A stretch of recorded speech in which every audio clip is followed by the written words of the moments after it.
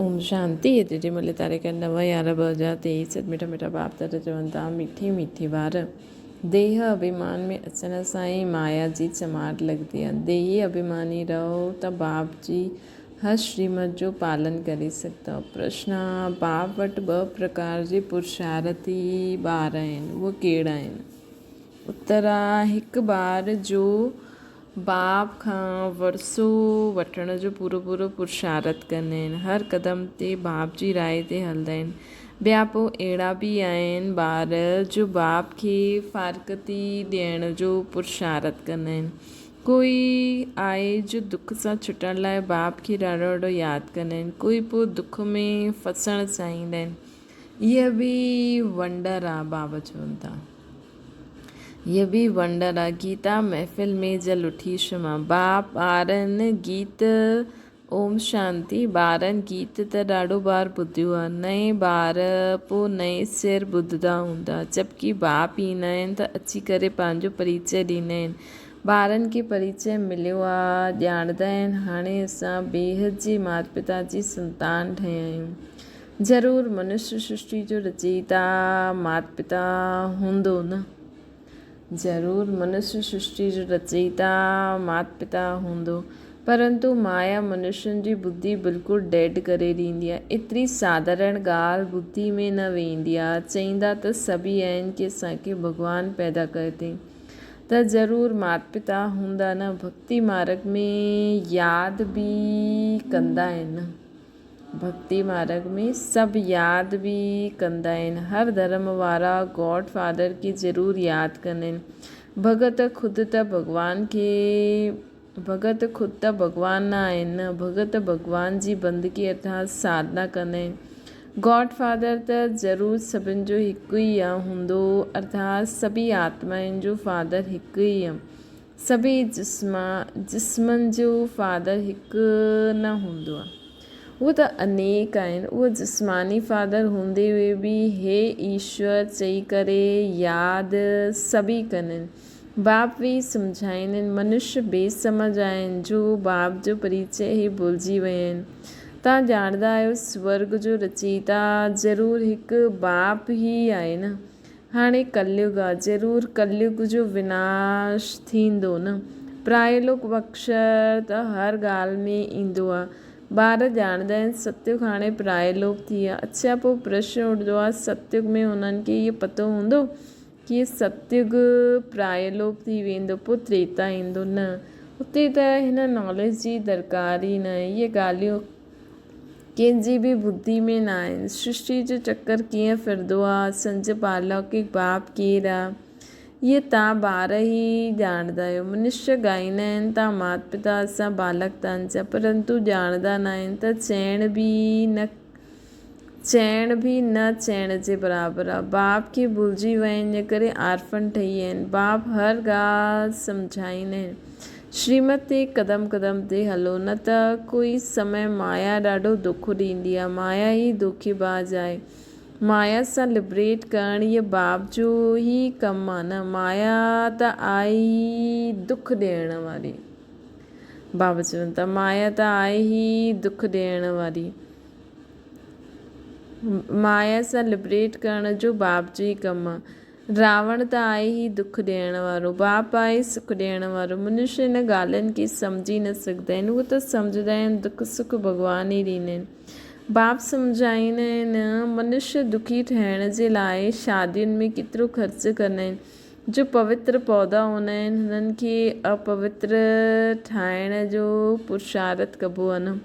कंदा आहिनि। इहे बि दुनिया वारा ईअं कंदा आहिनि। इहे बि तव्हां सम्झी सघंदा आहियो, दुनिया न सम्झी सघंदी आहे। इहे विषय सागर में डूबण जे लाइ केतिरी सेरेमनी कंदा आहिनि। उन्हनि खे पतो ई न आहे कि सतयुग में इहे विषय विकार हूंदो न आहे। उन्हनि खे पतो ई न हूंदो आहे, पतो ई न आहे कि सतयुग में इहे विषय विख हूंदो न आहे। उहा आहे ई खीर सागर।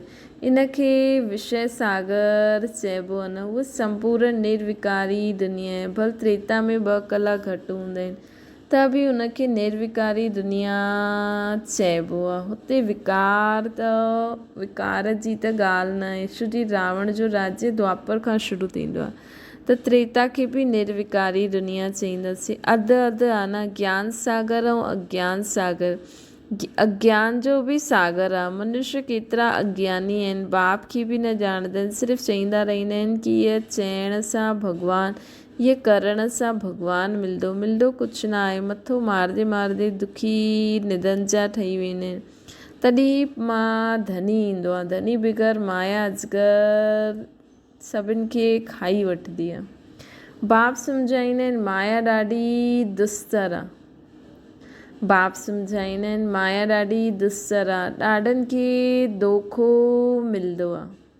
कोई खे काम जी चमाट, कोई खे मोह जी चमाट लॻी वेंदी आहे। देह अभिमान में अचण सां ई चमाट लॻंदी आहे। महिनत आहे न, महिनत आहे ई देही अभिमानी ठहिण में। इन करे बाप घड़ी घड़ी चईंदा आहिनि सावधान मनमना भव।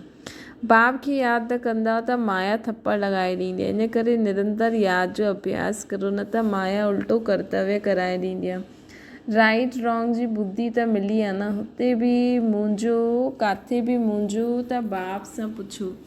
तार में, चिठी में अथवा फ़ोन ते पुछी सघंदा आहियो। फ़ोन सवेरे सवेरे झटि लॻी सघंदो आहे, छो जी हुन समय सवाइ तव्हांजी बाक़ी सभु सुम्ही पिया हूंदा आहिनि, त फ़ोन ते तव्हां पुछी सघंदा आहियो। दिन प्रतिदिन फ़ोन आदि जी आवाज़ बि सुधरदी रहंदी आहे। परंतु गवर्नमेंट आहे, ग़रीब त ख़र्चो बि ईअं ई कंदा आहिनि। हिन समय त सभु जर्जरीभूत अवस्था वारा तमो प्रधान आहिनि। उहो बि ख़ासि भारतवासियुनि खे रजो तमो गुणी छो चइबो आहे? छो जी इहे सभिनि खां ज़्यादा सतो प्रधान हुया। ॿिया धर्म वारनि न एतिरो सुखु ॾिठो आहे, न एतिरो दुखु ॾिसंदा आहिनि। हाणे सुखी आहिनि, तॾहिं त एतिरो अनाज आदि बेचता रहंदा आहिनि। उन्हनि जी बुद्धि रजो प्रधान आहे। विनाश लाइ केतिरी इन्वेंशन कंदा आहिनि, परंतु उन्हनि खे पतो न पवंदो आहे। इन करे उन्हनि खे ॾाढा चित्र आदि मोकिलणा खपनि, त उन्हनि खे बि पतो पए। आख़िरी सम्झदा इहा चीज़ त ॾाढी सुठी आहे। हिननि ते लिखियलु आहे गॉड फादरली गिफ्ट। जॾहिं आफ़त जो समय हूंदो आहे त आवाज़ निकिरंदा आहिनि की पोइ सम्झदा बराबरि इहे असांखां मिलिया हुया न।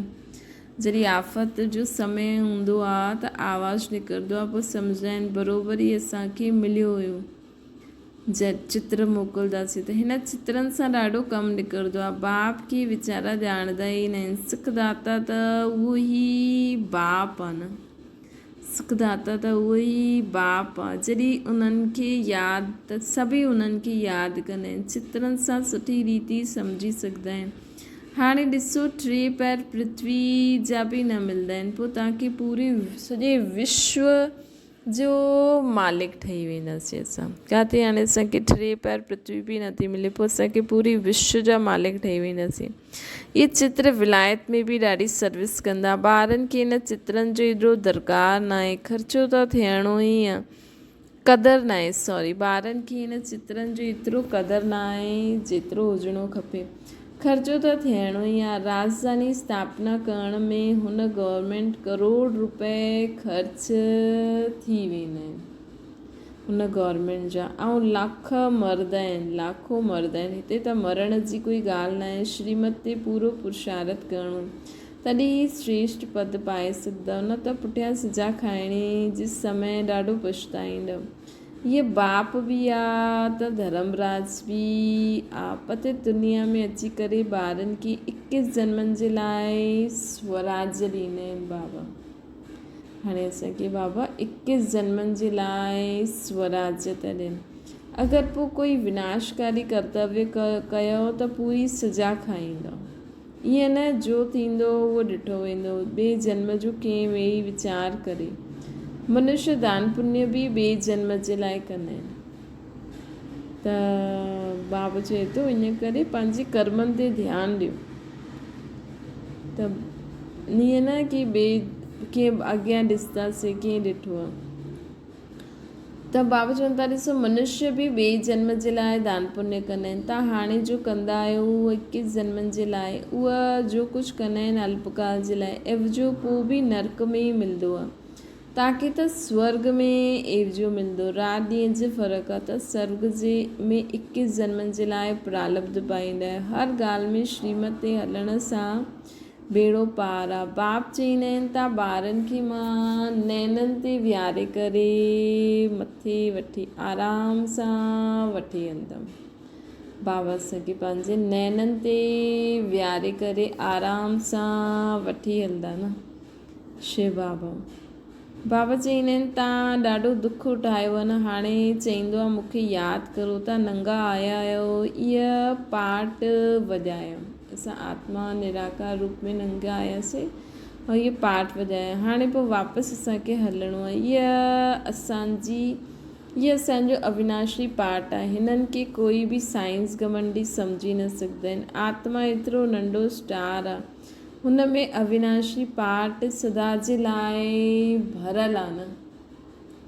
त बाबा चवनि था कि हाणे बाबा आत्मा जे बारे में ॿुधाइनि था कि जो कॾहिं समाप्त न थींदो आहे। बाप बि चईंदा आहिनि मां बि त क्रिएटर एक्टर आहियां, मां कल्प ईंदो आहे पाठ वॼाइणु। चईंदा आहिनि परम पिता परमात्मा मन बुद्धि सहित चैतन्य नॉलेजफुल आहे, लेकिन छा चीज़ आहे इहे ॼाणंदा न आहिनि। जीअं तव्हां आत्मा स्टार आहियो, मां बि स्टार आहियां। भक्ति मार्ग में बि मूंखे यादि कंदा आहिनि, छो जी दुखी आहिनि न। मां अची करे तव्हां ॿारनि खे पंहिंजो साथ पाण सां साथ वठी हलंदो आहे। मां बि पंडो आहे न, मां परमधाम में परमात्मा त आत्माउनि खे वठी वेंदो आहे। आत्मा मच्छर सां बि नंढी आहे।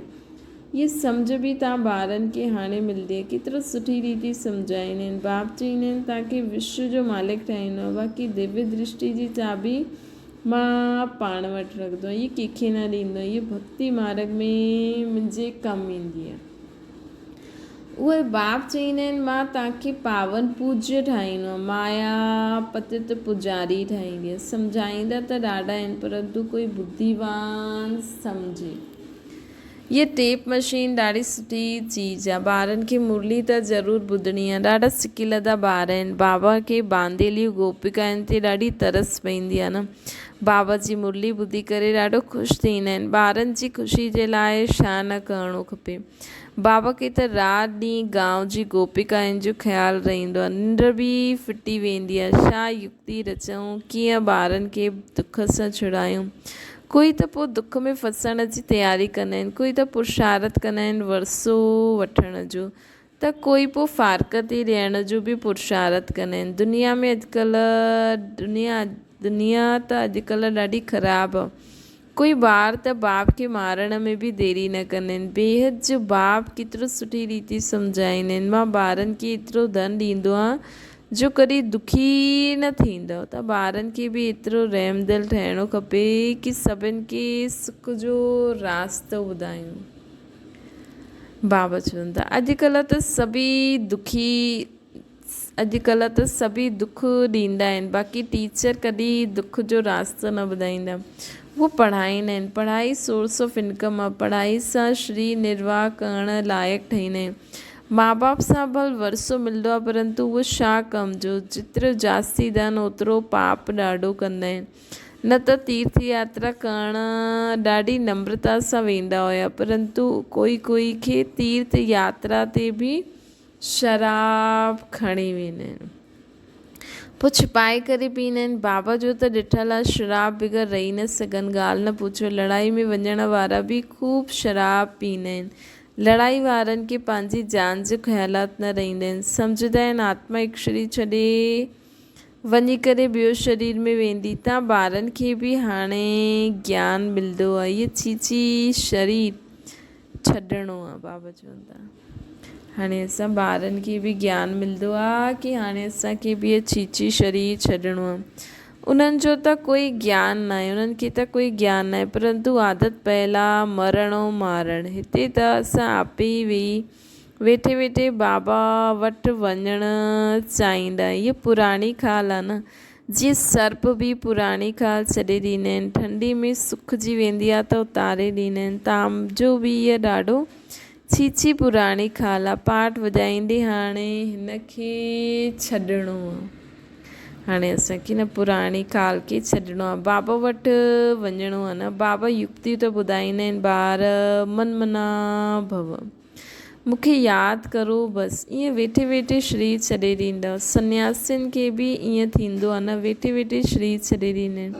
छोजो उहे सम्झंदा आहिनि आत्मा खे ब्रह्म में लीन थियणो आहे, त योग लॻाए करे वेहींदा आहिनि, परंतु वञी न सघंदा आहिनि। जीअं काशी कलवट खाईंदा आहिनि, उहो जीवगात थी वई। इहे सन्यासी बि वेठे वेठे ईअं वेहींदा आहिनि। बाबा जो त ॾिठल आहे, उहो थियो हठयोग सन्यास। बाबा चवंदा आहिनि तव्हांखे 84 जन्म कीअं मिलंदा आहिनि।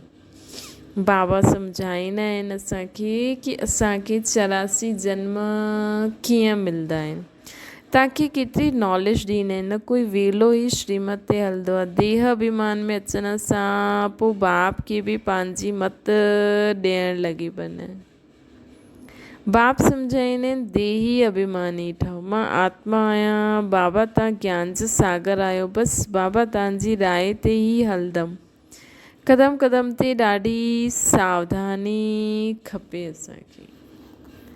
बाबा चवनि था कि बसि बाबा सम्झाईंदा आहिनि देही अभिमानी ठहो, मां आत्मा आहियां। बाबा तव्हां ज्ञान जो सागर आहियो, बसि बाबा तव्हांजी राय ते ई हलंदमि। क़दम क़दम ते ॾाढी वॾी सावधानी खपे।